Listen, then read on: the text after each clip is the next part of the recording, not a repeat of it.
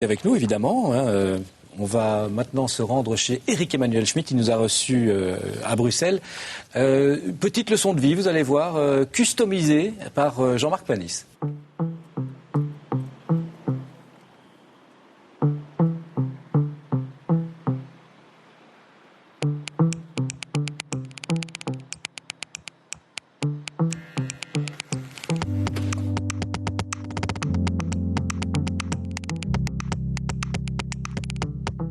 Pendant des siècles, il y a eu des hommes qui étaient philosophes et mystiques, particulièrement celui qui me tient le plus à cœur, qui est Pascal. C'est une position qui est difficile à défendre, et je dirais de plus en plus. Surtout aujourd'hui où il y a des attitudes convulsives par rapport à tout ce qui est religion. Mais c'est une attitude que je défends parce que je peux l'expliciter en termes philosophiques. Où que j'aille, je ne rencontre que moi-même ou mes créatures. Dans leur présomption, les hommes ne songent guère que Dieu est nécessairement en mauvaise compagnie. Être le tout est d'un ennui et d'une solitude. Pour moi, la fiction apporte quelque chose à la philosophie, qui est la mise en situation de la philosophie. C'est-à-dire, on retrouve la chair, l'émotion, les personnages, la vie. Et donc, le théâtre, le roman, la nouvelle, pour moi, sont les vrais vecteurs de la philosophie, parce qu'elles remettent le problème philosophique là où il est, c'est-à-dire dans nos vies. Alors après, bien sûr, il est nécessaire de créer un espace pour la réflexion. Il y a cette idée que la vie n'existe pas en soi, la réalité n'est pas telle qu'elle se présente, la réalité est telle qu'on l'aperçoit. Et je suis obsédé par ça, à la fois dans mes films et dans mes pièces, et dans mes romans, à savoir que personne ne perçoit la réalité. Chacun perçoit la réalité en fonction de ses attentes, de son histoire, de ses espoirs, de ses rêves, de ses désillusions. Donc le réalisme, pour moi, c'est une abstraction. Je fais semblant de vivre. Je suis un fantôme qui suit ses traces dans sa vie. Mais je suis plus là. Je suis pénétré par les personnages. C'est parfois agréable quand les personnages sont des gens bien. C'est parfois très désagréable quand les personnages sont des monstres.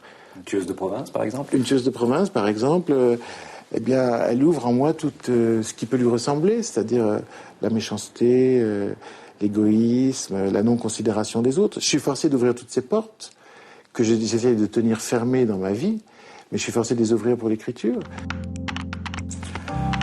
Vivre de sa plume, c'est une chose extraordinaire. Je pensais que je n'y aurais pas droit.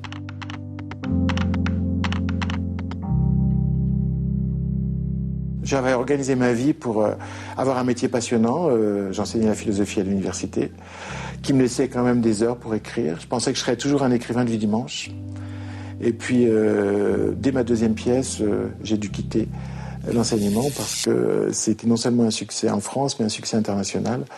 Et donc, la vie m'a fait croire que j'étais un écrivain et que je pouvais vivre de ma plume. Et c'est ce qui m'arrive depuis des années. Et c'est un privilège extraordinaire. Parce que il n'y a pas de dimanche, il n'y a pas de Noël, il n'y a pas de jour de l'an. Quand un livre est là, je suis entièrement consacré à ce livre. Et si je me suis malheureusement engagé à faire d'autres choses, eh bien, je me lèverai à 4 heures du matin pour écrire avant d'aller faire des interviews, ou je me coucherai très tard pour que chaque jour le livre continue à sortir sur le papier. Oui, je suis une toute petite entreprise, mais je me suis organisé comme ça parce que, effectivement, le succès fait que on me demande de plus en plus de choses, j'ai de plus en plus d'obligations, et les journées font pas plus d'heures qu'avant. Et il y a plein de décisions à prendre. On monte à peu près 250 à 300 productions différentes dans le monde de mes pièces chaque année. Donc il faut s'occuper des contrats, c'est ce que fait mon bureau. Je suis traduit dans 43 langues et j'écris beaucoup, donc ça fait beaucoup de contrats. C'est ce que fait une autre partie du bureau. J'ai un emploi du temps qui est un petit peu compliqué à mettre en place parce que si vous me voyez ici en Belgique, ça veut dire que la semaine prochaine je suis en Allemagne et puis que la semaine d'après je vais aller en Russie.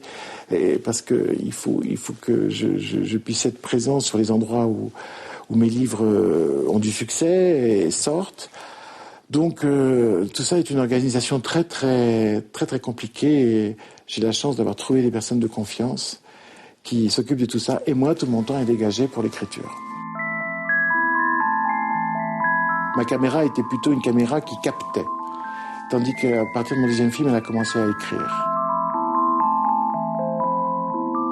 C'est-à-dire à se servir du cadre, de la lumière, du mouvement pour raconter l'histoire.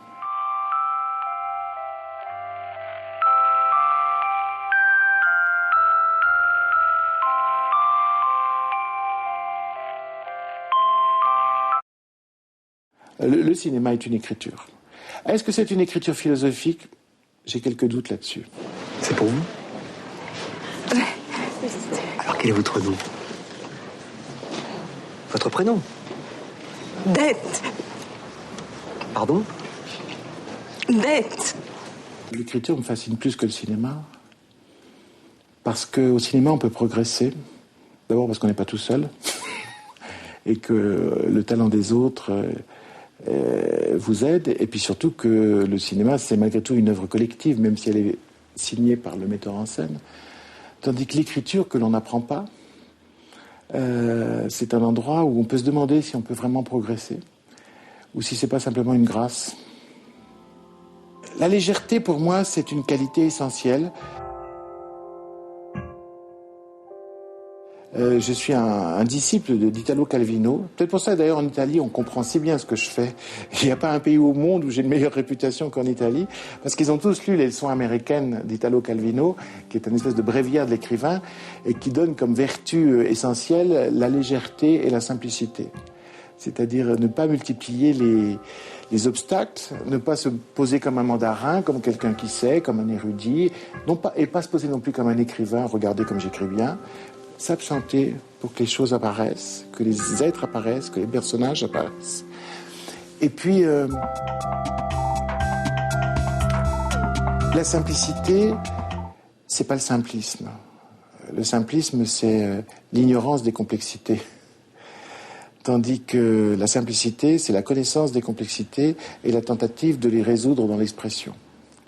Donc c'est tout le contraire, et c'est l'objet d'un vrai travail.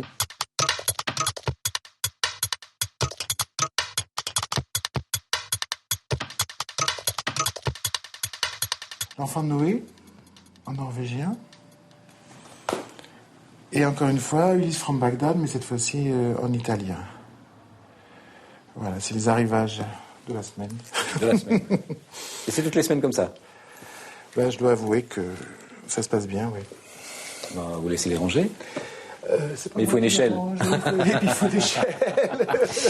Concerto à la mémoire d'un ange, le nouveau livre d'Éric Emmanuel Schmitt. Son interview vous a bien